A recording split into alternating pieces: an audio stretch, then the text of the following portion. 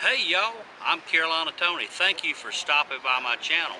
Today we are in downtown Nashville, Tennessee in front of Marathon Automobiles. In the early 1900s, Marathon Motor Works operated out of this building.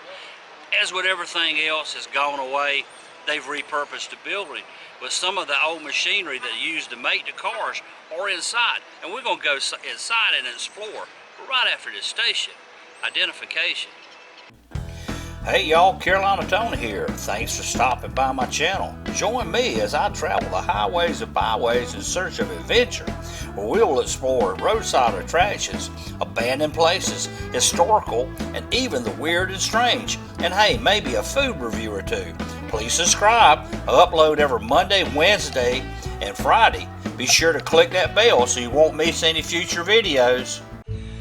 This is the body of an original Marathon Motors car. And there's a Marathon Motors car fully intact. So note the simplicity of that engine. This car, in fact, in 1911 was won at a county fair with a $1 raffle ticket.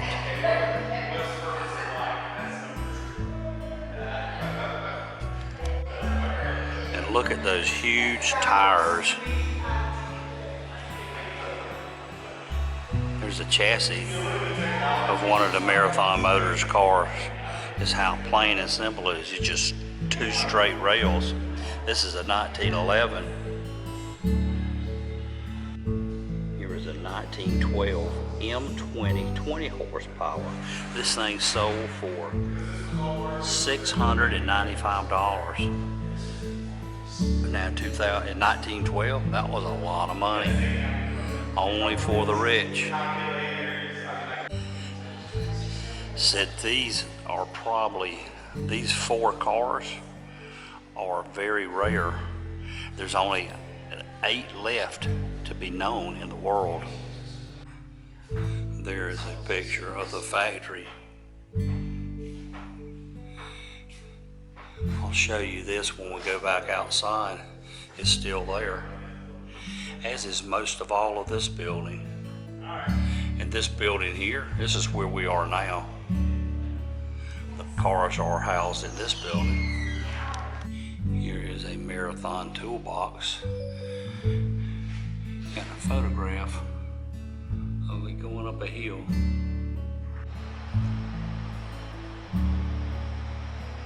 And there's the factory with the water tower right behind it still standing.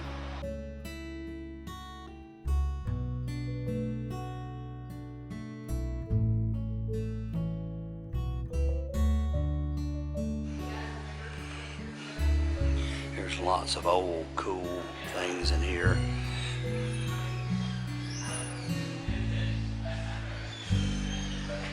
Of course, they've shinied them up and poured lacquer all over them to keep them from rusting. Lots of hand tools. An original workbench that was used in the factory. Spark plugs and carburetors.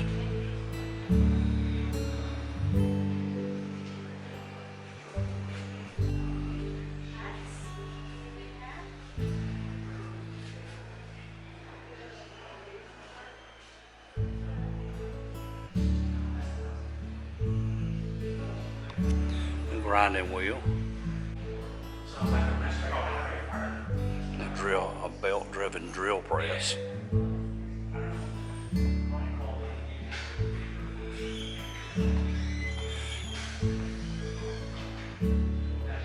This is some type of roller that was used to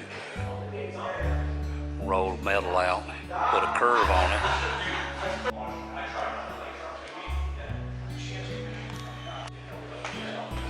Is a belt-driven saw. This system up top is a shaft system with different size wheels to give the equipment different speeds according to what they were doing. It was all powered by perhaps an electric engine somewhere. In some cases it was steam, but you see the belts themselves would be connected to that pulley and go down and be connected to that belt. And there were leather belts, such as this one, that would power that machine. Here's a grinder. Of course, the wheel would go around and turn the wheel here to operate the grinder. Belt-driven milling machine. This thing had different bits on it that would rotate to cut different pieces of metal at the same or in different times. And of course, when the belts break, they come here. There's a whole supply of belts, leather ones and different types of fiber belts, sharpening stone.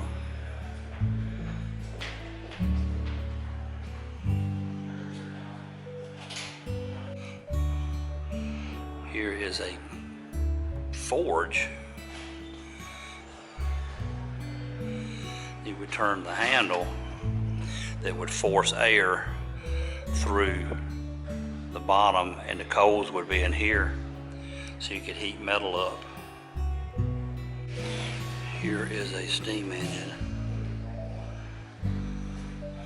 Of course, the fire would be in here and build up pressure. As you can see, something like this would have been on wheels so they could move it around.